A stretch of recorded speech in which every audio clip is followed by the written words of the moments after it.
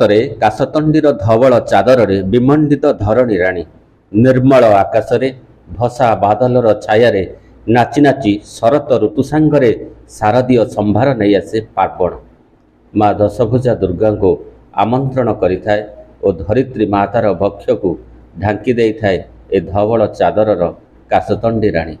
କାଶତଣ୍ଡି ଫୁଲ ଶରତ ଋତୁର ସୁଲୁସୁଲିଆ ସମୀର ସହ ଦୋଳି ଖେଳି ଖେଳି ମା ଦୁର୍ଗାଙ୍କୁ ସ୍ୱାଗତ କରିଥାନ୍ତି। କାଶତଣ୍ଡି ଫୁଲ ପ୍ରକୃତିର ଏକ ଅନବଦ୍ୟ ସୃଷ୍ଟି। ଶରତ ଆସିଲେ ରାସ୍ତାକଡ଼ ନଈପଠା ସବୁଠି ଦେଖିବାକୁ ମିଳିଥାଏ କାଶତଣ୍ଡିର ସମ୍ଭାର। କୁହାଯାଏ କାଶତଣ୍ଡି ଫୁଲର ଚାମର ସ୍ପର୍ଶରେ ଧରାବତରଣ କରିଥାନ୍ତି ମା ଦଶଭୁଜା ଦୁର୍ଗା। ମାଙ୍କ ଆଗମନରେ ଧୋବ ଫରଫର ଚାଦରରେ ଧରଣୀର ଶୋଭାମଣ୍ଡନ କରୁଥିବା କାଶତଣ୍ଡିକୁ ଦେଖିଲେ କବିମନ ମଧ୍ୟ ଉତ୍ଫୁଲ୍ଲିତ ହୋଇଉଠେ ଓ ଆପେ ଆପେ ନିଃସୃତ ହୁଏ କବିତାର ନିର୍ଝରିଣୀ।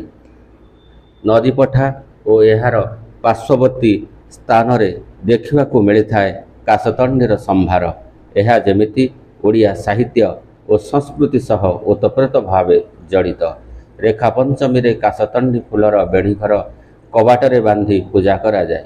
ଶରତ ଋତୁର ଆଗମନରେ ଶାରଦୀୟ ଦୁର୍ଗାପୂଜାର ପ୍ରତୀକ ଭାବେ କାଶତଣ୍ଡି ଫୁଲର ଶୋଭା ଜନ୍ମ। ତ ଅନେକ ଗୁଣ ରହିଛି, ତଥାପି ଆପଣ ପଚାରିଥିବାରୁ ମୁଁ କହୁଛି। ଆମର କୁହାଯାଏ ରୂପେ ନିରୁପମା ଛଅଟି ଭଉଣୀ ଗୋଟିଏ ଗରଭୁ ଜାତ ମୃଦୁ ପାଦ ପଥେ ଆସନ୍ତି ମରତେ ଧରି ଜଣେ ଆନ ହାତ। ମା ପେଟର ଛଅ ଭଉଣୀ ପରି ଧରାପୃଷ୍ଠରେ ଋତୁଗୁଡ଼ିକ ଅବତରଣ କରିଥାନ୍ତି। ଏହି ଋତୁମାନଙ୍କ ମଧ୍ୟରୁ ଶରତ ଋତୁ ଅନ୍ୟତମ। କାଶତଣ୍ଡିକୁ ଶରତର ସମ୍ଭାର ବୋଲି କୁହାଯାଏ। ଏହି କାଶତଣ୍ଡି ଫୁଲ ତା'ର ସୌନ୍ଦର୍ଯ୍ୟକୁ ଉପଭୋଗ କରିବା ପାଇଁ ସତେ ଯେମିତି ମା ଦୁର୍ଗାଙ୍କର ଆବାହନୀ ଧରାପୃଷ୍ଠରେ ହୋଇଥାଏ। କାଶତଣ୍ଡି ତା ଧଳା ରଙ୍ଗରେ ସବୁଆଡ଼ ଶାନ୍ତି ବିରାଜମାନ କରାଇ ଦେଇଥାଏ। ଆକାଶ ନିର୍ମଳ, ପାଣି ନିର୍ମଳ, ସବୁ ନିର୍ମଳ ମଧ୍ୟରେ କାଶତଣ୍ଡିର ଉପସ୍ଥିତି ସତେ ଯେମିତି ପୃଥିବୀ ରାଣୀକୁ ଧଳା ରଙ୍ଗର ଶାଢ଼ୀରେ ସଜାଇ ଦେଇଥାଏ।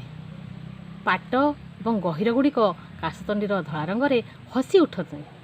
ସାହିତ୍ୟର ବର୍ଣ୍ଣନା ଅନୁସାରେ କୁହାଯାଏ କାଶତଣ୍ଡି ଫୁଲେ ହସୁଛି ପାଟ ବାପା ଆଣିଥିଲେ ଦକ୍ଷିଣୀ ପାଟ। ଏଠି ପାଟ ପାଟ ଅର୍ଥାତ୍ ଗୋଟିଏ ପାଟ ପାଟ ଶାଢ଼ୀ, ଗୋଟିଏ ପାଟ ଗହିର। ଏହି କାଶତଣ୍ଡିର ଧଳା ରଙ୍ଗରେ ପାଟ ବା ଗହିର ଗୁଡ଼ିକ ସଜେଇ ହୋଇଯାଇଥାଏ। ଏହି ଧବଳ ବର୍ଣ୍ଣର କାଶତଣ୍ଡି ନିଜ ସୌନ୍ଦର୍ଯ୍ୟରେ ଚାରିଆଡ଼େ ଶାନ୍ତିର ବାତାବରଣ ସୃଷ୍ଟି କରିଥାଏ। ମୁଁ ଜଣେ ଶିକ୍ଷାବିତ୍। ମୁଁ ଚିତ୍ରତୋଳା ସରକାରୀ ଉଚ୍ଚ ବିଦ୍ୟାଳୟରେ ପ୍ରଧାନ ଶିକ୍ଷକ ଭାବେ କାମ କରେ। କ'ଣ କହିବେ ବର୍ତ୍ତମାନ ଯେଉଁ ଦେଖନ୍ତୁ, ଏହି ଋତୁରେ କାଶତଣ୍ଡି ଫୁଲର ଆବିର୍ଭାବ ସମସ୍ତଙ୍କ ପାଇଁ ଅତ୍ୟନ୍ତ ମନମୁଗ୍ଧକର। ଜଳାଶୟର ପୃଷ୍ଠଭୂମିରେ ତାର ପାର୍ଶ୍ୱବର୍ତ୍ତୀ ଅଞ୍ଚଳରେ ଏହି କାଶତଣ୍ଡି ଫୁଲ ଆଜି ଦେଖିବାକୁ ମିଳୁଛି। ସମସ୍ତଙ୍କ ମନଲୋଭା ଏହି କାଶତଣ୍ଡି ଫୁଲ। ଏହି ଋତୁରେ ମଧ୍ୟ ଏହି ଆଶ୍ୱିନ ମାସରେ ଦେବୀଙ୍କର ଏହି ଧରାପୃଷ୍ଠକୁ ଆଗମନ ହୋଇଥାଏ।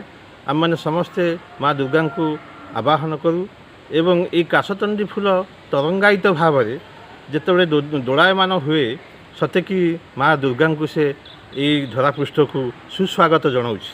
ତେଣୁ କବିଙ୍କ ଲେଖନୀରେ ଝରି ପଡ଼େ ଅଶ୍ୱିଣ ଆସିଛି ଶିଶିର ଟୋପାରେ ରୂପା କାଶତଣ୍ଡି ଫୁଲର ଗଭାରେ ମା ଆଗମନେ ହସି ଉଠେ ଧରା ହସର ଖୁସିର ନେଇ ସୁନା ଖରା ବିଞ୍ଚି ବିଞ୍ଚି ଯାଏ ଦୁଆରେ ଦୁଆରେ ଅଶ୍ୱିଣ ଆସିଛି ଶିଶିର ଟୋପାରେ ରୂପା କାଶତଣ୍ଡି ଫୁଲର ଗଭାରେ।